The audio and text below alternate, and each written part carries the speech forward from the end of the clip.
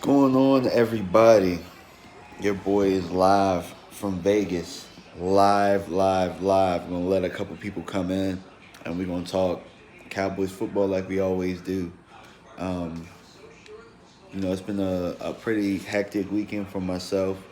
For a lot of you guys that have followed the channel, and I might even be a jinx at this point, but I'm out in Vegas because I was supposed to be out here for the Deontay Wilder Tyson Fury fight, but that didn't go on. And as we know, I was supposed to come out to Vegas for the draft, and that didn't happen. So I might even just be a Vegas event jinx right now. And I also want to send, before I start anything, a special shout out to my little 2-year-old boy. He just, like I said, he just turned 2 today. Happy birthday, JoJo. He's young. He does watch YouTube, and sometimes he sees Daddy on the screen.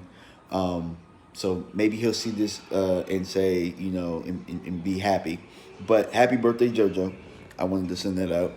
And so let's talk Cowboys football, really. Um, so I've been following from afar, and special shout out to all of the content creators out there, everybody that has put up clips. Shout out to the Cowboy staff for being able to write daily notes for people like myself who aren't in Oxnard for us to follow.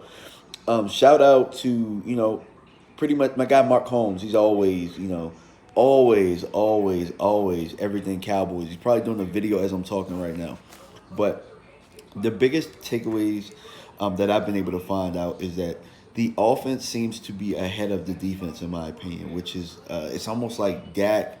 Um, it's almost like Dak didn't even miss a beat. Dak actually probably looks better right now than he did last year at this time, which is scary. That's scary to think about because he was on a record breaking type season, and now you see a little bit more comfortability. You know what I'm saying? You see a little bit more comfortability. My guy Derek coming through. Hey, look, I'm going live on my YouTube channel, man. We talking We out here.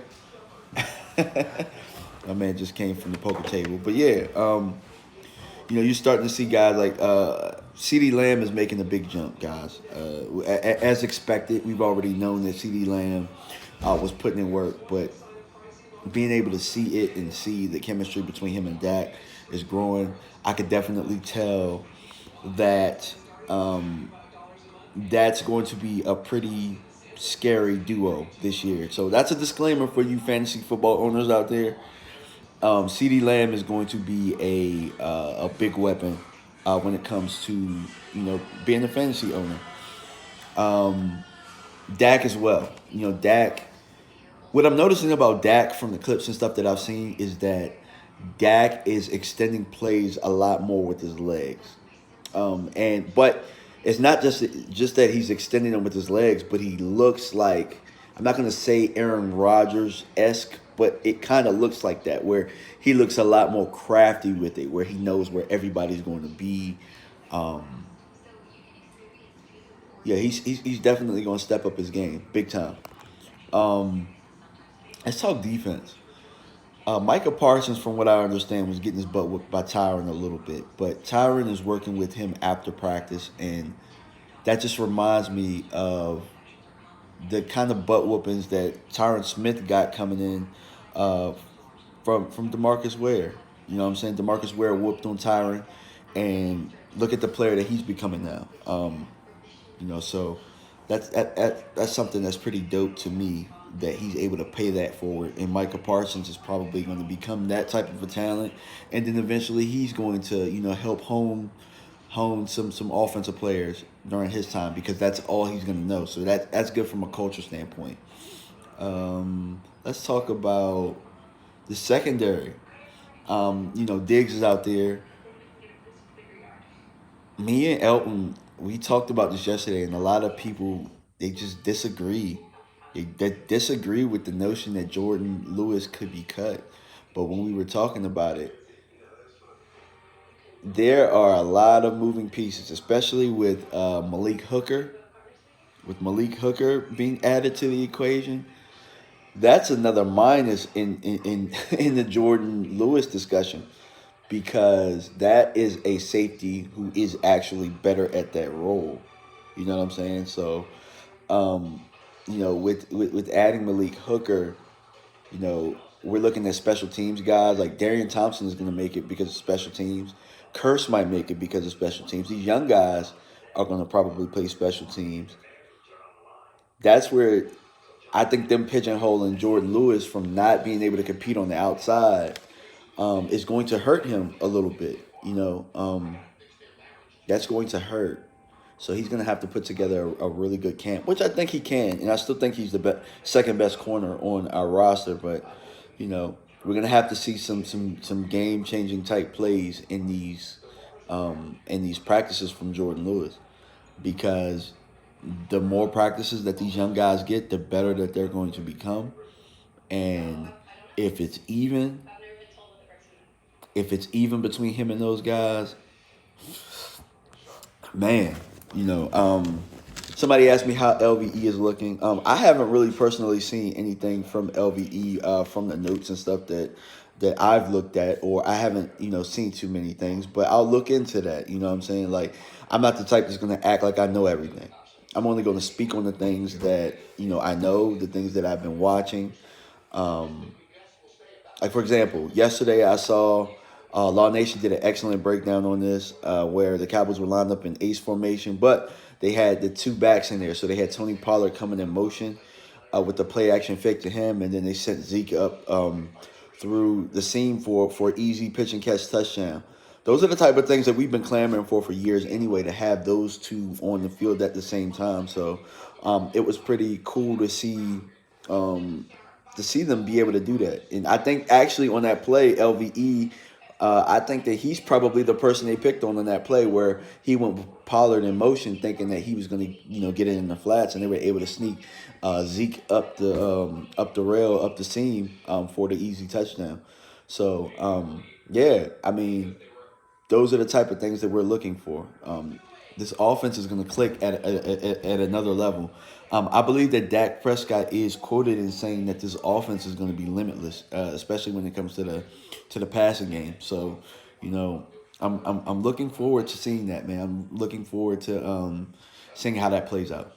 So Elton was here yesterday, and you guys know that Elton is from out here, and I wish that I would have put our conversation on my channel, but I didn't think to do it because it was such a free flowing conversation.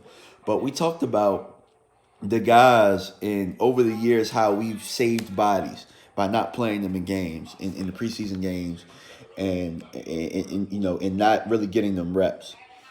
This year, we kind of agreed on the fact that it's probably imperative that Tyron Smith, Lyle Collins get reps this preseason. Also Zeke Elliott. It's very imperative that if Dak Prescott is in and he's getting reps, and especially in preseason games, Zeke needs to be playing, Tyron needs to be playing, Lyle Collins needs to be playing, even if it's for a series.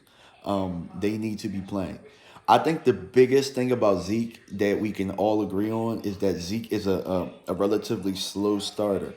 And why is that? For the most part, it's because Zeke isn't being pushed in camp. Zeke's body right now is probably the best that we've seen Zeke look since 2016. And that's the version of Zeke that we really want. And he looks quicker. He's more agile. Really, we loved Zeke coming out for his home run ability. And, looking at that play that happened yesterday, where he kind of snuck up the seam. Those are the type of plays that we need. We need Zeke to finish those long runs where he's getting a lot of 20-yard runs, but we had become accustomed to seeing Zeke finish those with 60-yard touchdowns, 50-yard touchdowns. So in order to be able to do that, I think that he needs reps in the preseason. And guess what? His rookie year, he got some reps in the preseason. Not to say that he needs to play a whole bunch, but I think that he needs rhythm. And that's why normally we would see him in week 4, week 5, he would start to get a rhythm. Let's not wait this year. Let's get them off to a good rhythm. Let's get everybody off to a good rhythm, because that's what it looks like normally. Our offense normally starts slow um, coming into years because they don't play together. So let's see some of the comments.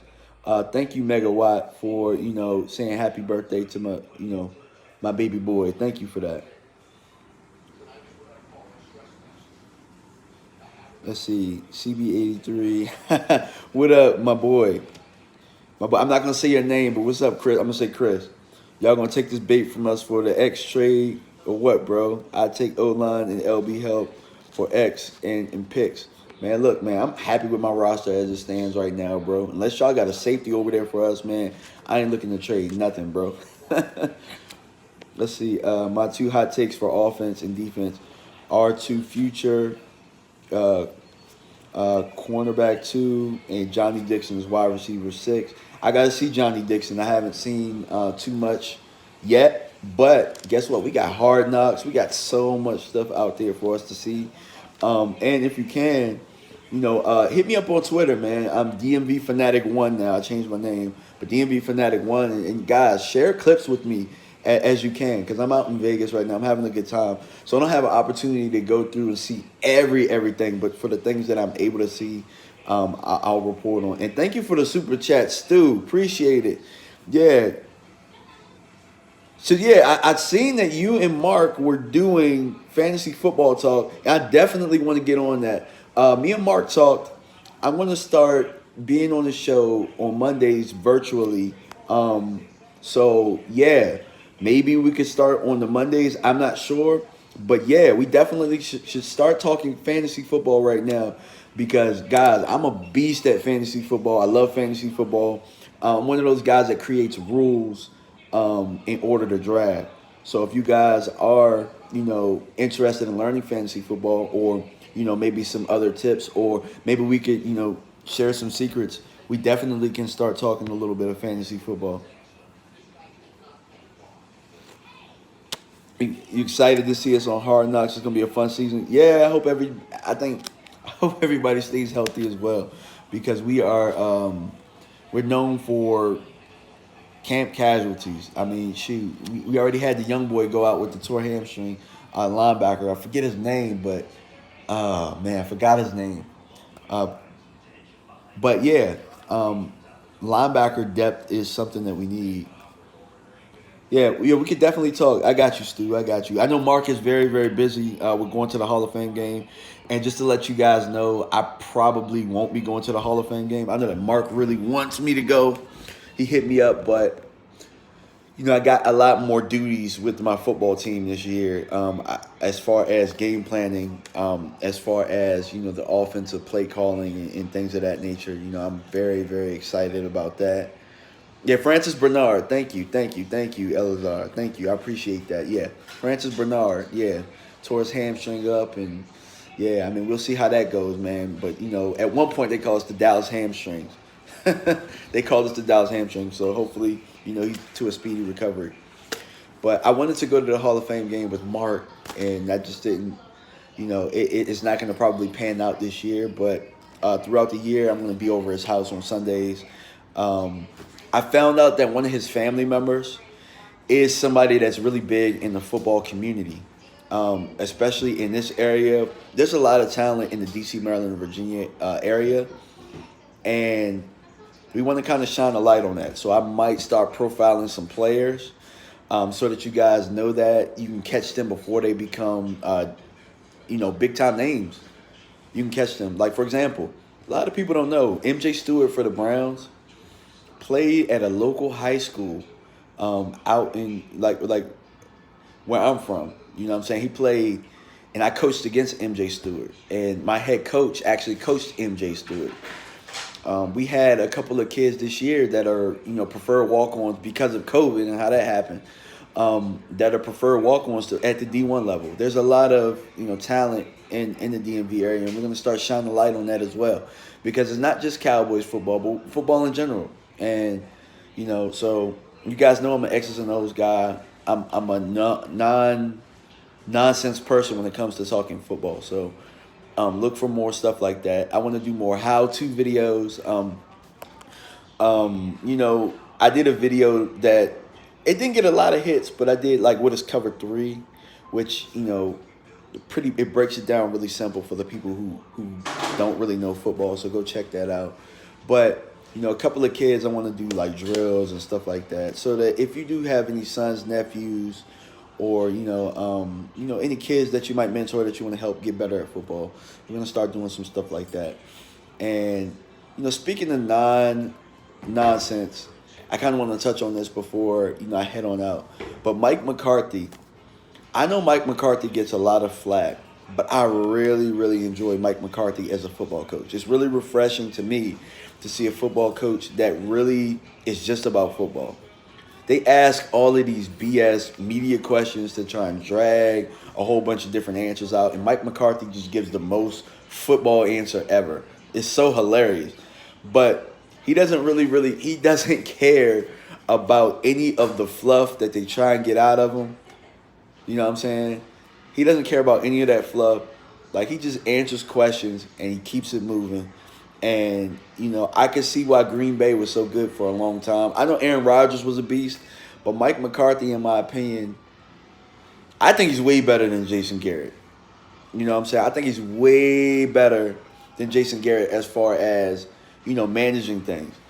Last year, we had a lot of freak accidents that happened, and the team still came out, and they played hard every week.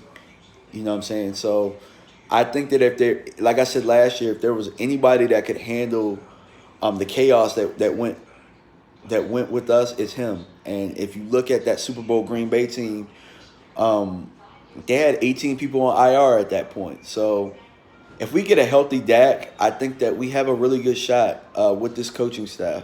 And I'm just happy to see it. And really, with Dan Quinn and them bringing on Dan Quinn, even though that wasn't a Mike McCarthy hire, it just looks like it's just strictly business when it comes to football and on the field. The guys look like they're plugged in. The energy is there. Guys are looking like they're ready to compete, and I love it. So, yeah, appreciate it, Chris, man. Thank you for tuning in. I know you're a Fins fan, man. I know you are, and I love what y'all are doing over there because y'all are football. Man, y'all got Flores over there. He ain't playing. Y'all are football, nonsense, and I love that as well. You guys weren't always that. You guys were, kind of Showtime in Miami, but, the Dolphins are putting together something special. A couple of teams, man, that are just strictly football, and they're gonna see dividends when it comes. The Browns being another one of those type of teams, but we'll talk about that a little bit later. And Stu, you said running the JSR FF leagues. Want you in on the first one with Mark, Philly 500. Yeah, definitely, man. I'll definitely get in on that. Definitely. I'm not on Discord though. And so let's see. Stu says first 2 reports out of camp. Dak looks great, no issues. Zeke looks like his rookie year according to observers, and looks like he can handle 30 touches. And that's what I kind of touched on a little bit earlier. Zeke looks light. Zeke looks like the Zeke that we knew and that we loved. And not to say that Zeke didn't have productive years, because he had some pretty productive years after that. But I like the lighter Zeke a little bit better because I think he finishes those longer runs. You know what I'm saying? So, yeah. Hey, appreciate it, man. Appreciate it, Montana, man. Look, I got to keep this beard like this. Look, the women love it. For some reason, I was blessed with the genetics to have this beautiful beard, from my father. So, I'm going to keep it rolling. I said that I was going to keep it throughout the pandemic. Pandemic ain't over, so, we're going to keep growing this beard out. And, I work a corporate America job, but, I'm always going to be me, man. Long hair, growing the hair out a little bit, growing the beard. I'm always going to be me, and I'm always going to be professional. So, yeah. I appreciate you guys for tuning in. We're honing in on the 20-minute mark.